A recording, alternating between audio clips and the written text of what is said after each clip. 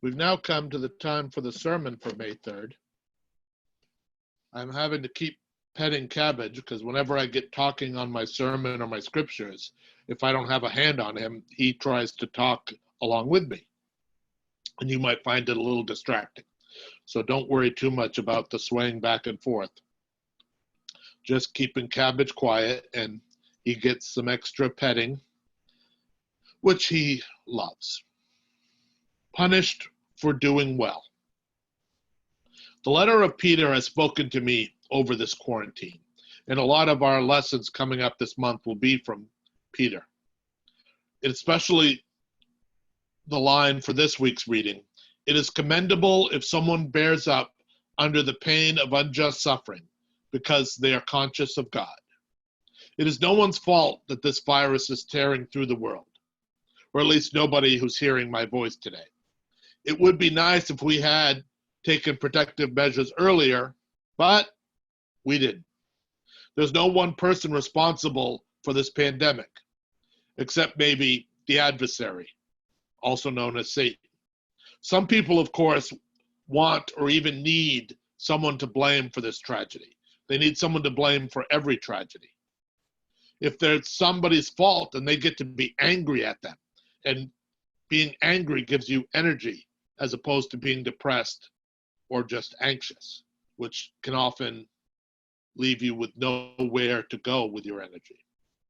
So people blame China, people blame the president, people blame the governor, they even blame people who are sick. Too many people need to blame someone, even if it doesn't make any sense. I hear people are ashamed that they got the coronavirus. I hear people are ashamed that their loved ones died of corona, which doesn't make any sense to me.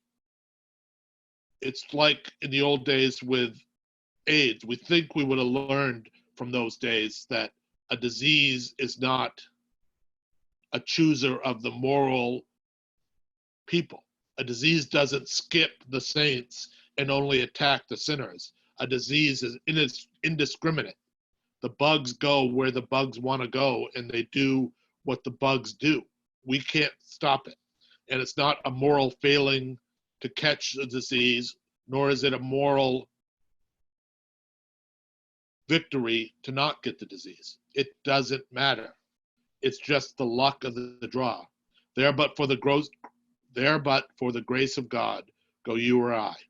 Once again, Clara Grover talking from her son's mouth.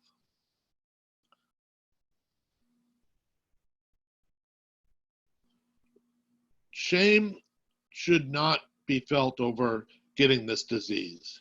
Shame should be felt if we don't do what is proper to help those in need and to keep the disease from spreading. But we can only do so much. We can't all live all alone with a dachshund. Some of us have to go out into the world and meet customers and things like that and have a higher risk of the disease. So we shouldn't use shame around this disease. We should rather be helping as best we can to make it better, to make this world better, especially the world coming out of this virus. Some have said that we're at war with this virus. If that is true, if we are truly at war with this virus, then we should plan to have some large monuments along 12 and 20 like we do for our veterans. Monuments that honor the dead. Monuments that honor those who've been maimed by the disease.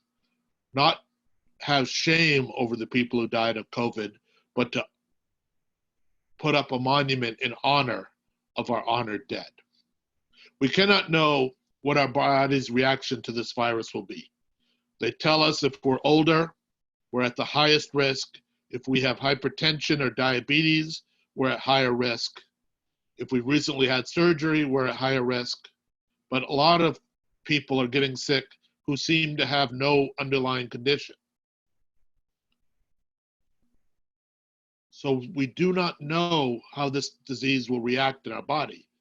So we do not deserve to shame people who catch it or who die.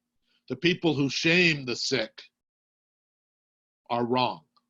And they're probably possibly even on the side of Satan, the adversary, adding more evil onto an already bad situation. They're following Job's friends who tortured him and made him confess that he had done something wrong and that he was a sinner, and that's why God had punished him, instead of being like Jesus. They think suffering is a sign of sin, or a sign you didn't get the right healing crystals, or isolate yourself hard enough, or whatever. It's a silly thing to think. Suffering is not a sign of moral failing. We have the story of Jesus that tells us the opposite. Jesus was without sin, yet he suffered. As Peter writes, Christ suffered for you, leaving you an example that you should follow in his steps. He committed no sin, and no deceit was found in his mouth. And when they hurled their insults at him, he did not retaliate. When he suffered, he made no threats. Instead, he entrusted himself to him who judges justly. That is God, the Father. Unfortunately, there is no one on earth who can judge justly. No one can look into people's hearts. No governor, no judge, no president, no king can see what's really going on and make a good decision.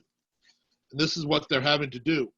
They're having to make a decision between opening the economy so people don't starve, opening up visiting so that people don't get isolated and depressed and suicidal, and trying to keep people separated so the disease doesn't spread. It's a very hard decision to make, and each one is making their own individual decision. And at times they make the right decision, and at times they make the wrong decision, and nobody is going to agree with everything they decide.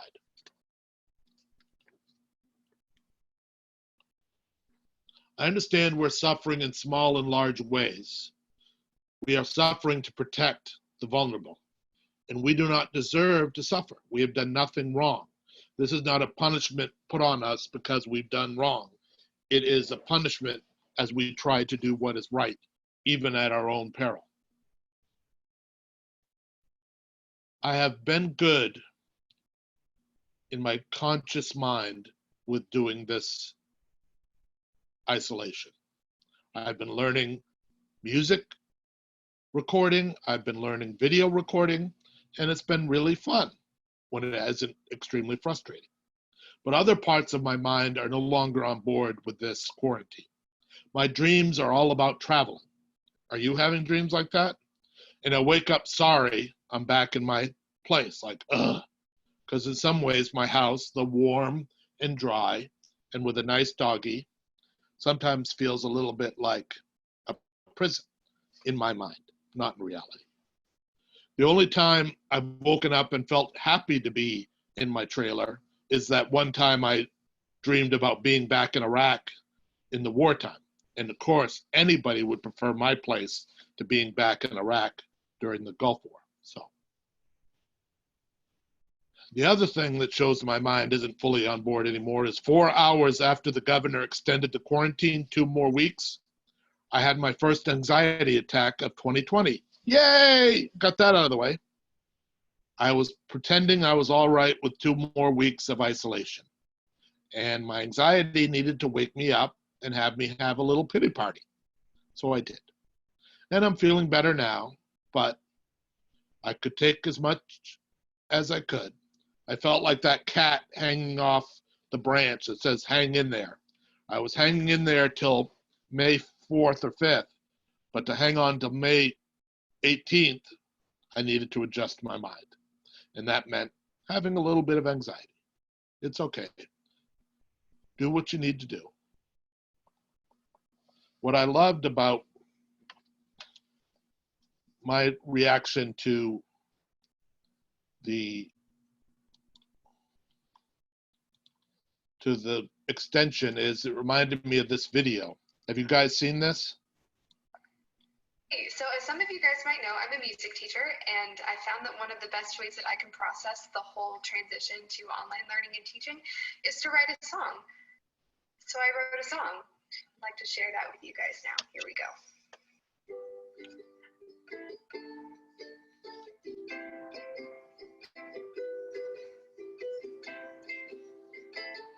Nice, music teacher.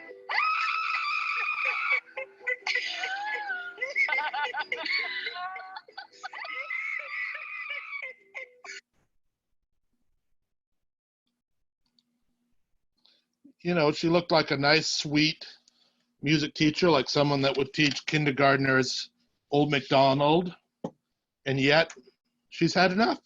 And who hasn't? A little yell every once in a while isn't a bad thing. A little letting off of steam in a way that doesn't hurt others, perfectly acceptable. I always like to have, when I had my boys in foster care, I always like to have a pile of logs and an axe, because chopping wood is a useful destructive activity. And sometimes as a boy, I needed to go chop wood to get that frustration out of my body.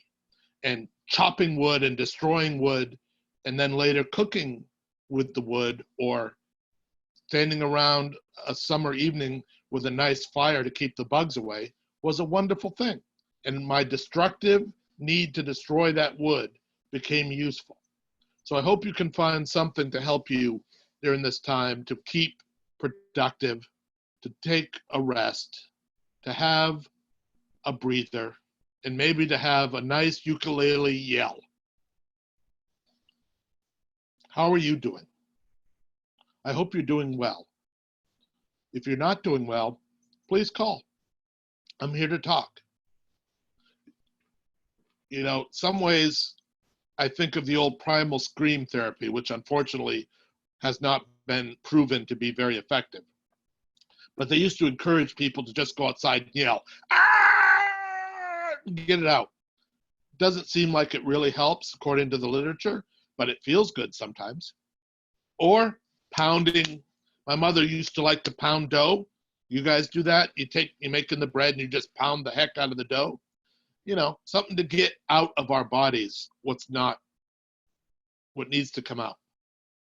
In this time of sacrifice, sacrifices from mild annoyances like waking up in my house, warm and dry, to true suffering like losing a loved one and being isolated from them at their time of death, or losing your job, or being very, very sick.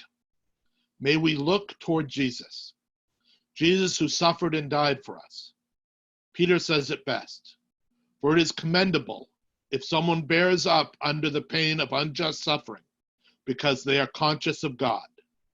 But how is it to our credit if we receive a beating for doing wrong and endure it? But if you suffer for doing good and you endure it, this is commendable before God. To this you were called, because Christ suffered for you, leaving you an example that you should follow in his steps. Not always is doing good rewarded right away. Not always is doing good rewarded in this life. Sometimes we have to take it farther. And so I pray God to watch over you and guide you. Amen.